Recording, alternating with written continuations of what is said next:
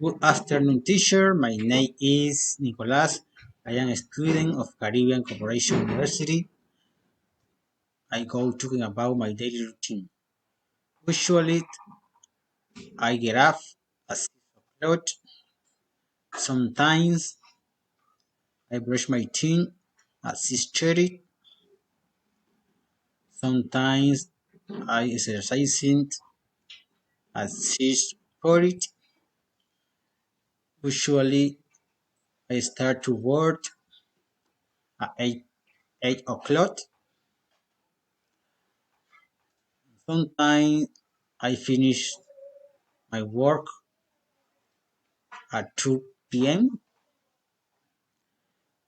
Always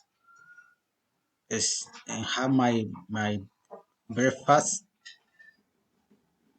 at 6 o'clock. Sometimes I start to study at 7 o'clock. Always I speaking with my family at 8 p.m. Usually I go to bed at 10:30. Thank you, teacher very much.